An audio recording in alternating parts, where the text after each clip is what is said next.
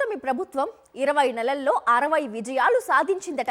చంద్రబాబు ఈ విషయాన్ని గొప్పగా చెప్పుకుంటే ఎల్లో మీడియా దాన్ని ఆకాశానికి ఎత్తేసింది. ఇంతకీ వారు సాధించిన విజయాలేంటి? ఎన్నికలకు ముందు ఇచ్చిన 150 హామీల్లో నెరవేర్చినవి ఎన్ని?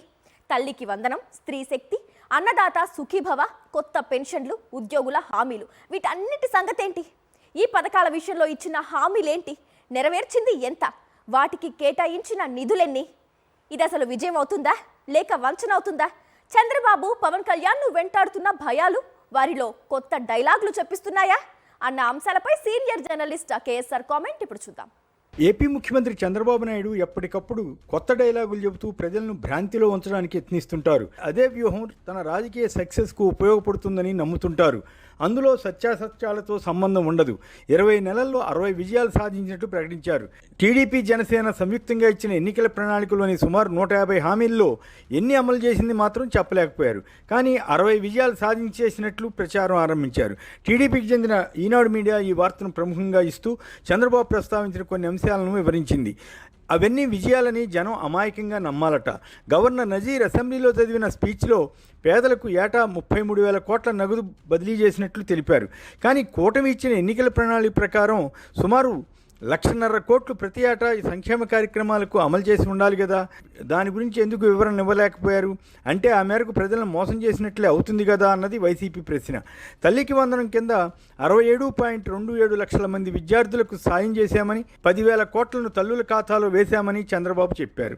ఒక ఏడాది పాటు తల్లికి వందనం స్కీమును ఎగవేసి తర్వాత సంవత్సరం కొంత కట్ చేసి పథకాన్ని అమలు చేసిన సంగతిని విస్మరించాలన్నమాట. వాస్తవానికి ఈ స్కీమ్కు ఖర్చు చేసింది 6,000 కోట్ల పైచిలుకేనని విశ్లేషకులు చెబుతున్నారు. మరి ఇది ఎలా విజయం అవుతుంది? శ్రీశక్తి ద్వారా 43.51 కోట్లకు పైగా మహిళలు ఉచిత బస్ ప్రయాణాలు చేశారట. ఇందుకు 1,532 కోట్ల వ్యయం అయిందట. ఈ స్కీమ్ గురించి ఎన్నికల ప్రణాళికలు ఏం చెప్పారు? ఇప్పుడు దాన్ని ఎలా అమలు చేస్తున్నారు? ఎన్నికల సమయంలో సింహాచలం నుంచి తిరుపతి వరకు, అలాగే ఆయా పుణ్యక్షేత్రాలకు ఏ బస్సులో అయినా ఉచితంగా ప్రయాణం చేయవచ్చని మహిళలను ఊరించి అధికారం వచ్చాక కొంతకాలం గడిపి ఎన్ని ఆంక్షలు పెట్టి అమలు చేస్తున్నారు? ఇది విజయం అవుతుందా, వంచన అవుతుందా అన్నది చర్చగా ఉంది. ఇదే టైంలో ఈ స్కీమ్ వల్ల నష్టపోయిన ఆటోల వారికి ఏమైనా సహాయం చేశారా? శ్రీశక్తి స్కీమ్లో అసలైన హామీ ప్రతి మహిళకు నెలకు 1,500 రూపాయలు ఇస్తామని కదా. ఆ ఊసే ఎత్తకుండా విజయం చేసేసామని చెప్పడం ఎవరిని మోసం చేయడానికి? నిజంగానే ప్రభుత్వం కనుక 1,500 రూపాయల స్కీమును అమలు చేస్తే ఖచ్చితంగా విజయంగా గొప్పగా చెప్పుకోవచ్చు. కానీ ఆ పరిస్థితి ఉందా? అన్నదాత సుఖీభావ కింద 46 లక్షల మంది రైతులకు 2 విడతల్లో 6,300 కోట్లు ఇచ్చారట.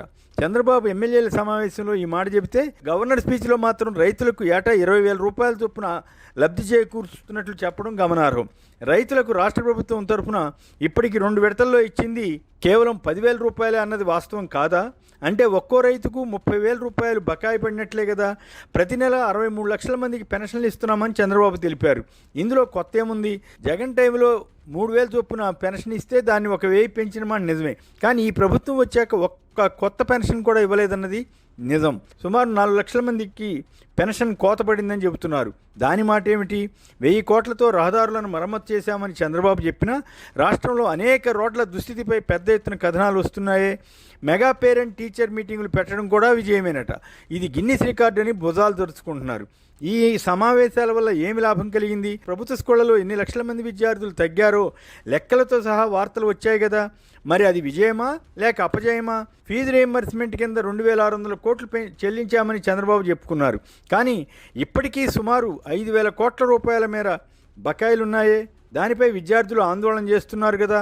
ఆర్థిక ఇబ్బందులున్న ప్రభుత్వ ఉద్యోగులకు బకాయిలు చెల్లిస్తున్నామని చంద్రబాబు తెలిపినా 40,000 కోట్ల రూపాయల మేర బకాయి ఉందని ఎన్జిఓ సంఘ నేతలు వాపోతున్నారు. చంద్రబాబు చెప్పిన విజయాలన్నింటినీ పరిశీలిస్తే ఇదంతా ప్రచారార్భాటం తప్ప వాస్తవం అంతగా లేదన్న సంగతి విశ్లేషణలో బయటపడుతుంది. గవర్నర్ స్పీచ్లో పీపీపీ విధానం, P4, 5 లక్షల మంది మహిళలను పారిశ్రామికవేత్తలుగా చేయబోతున్నట్లు, 13 లక్షల కోట్ల పెట్టుబడులు, 16 లక్షల ఉద్యోగాలంటూ అతిశయోక్తులు, అర్ధసత్యాలే కనిపిస్తాయి.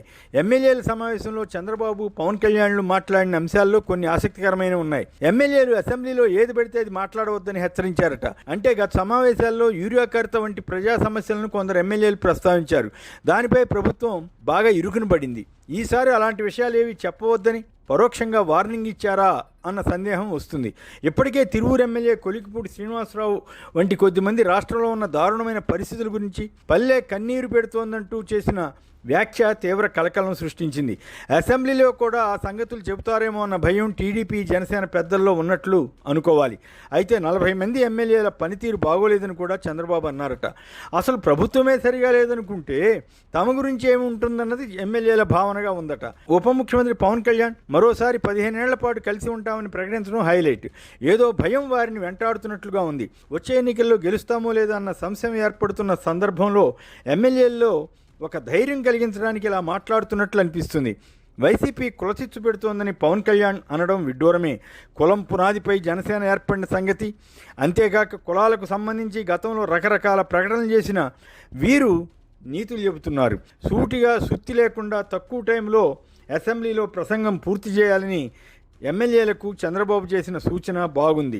అదే సలహాను చంద్రబాబు కూడా పాటిస్తే బాగుంటుంది కదా అని కూటమి ఎమ్మెల్యేల అంతర్గత భావనగా ఉంటే ఆశ్చర్యం ఏమి ఉంటుంది.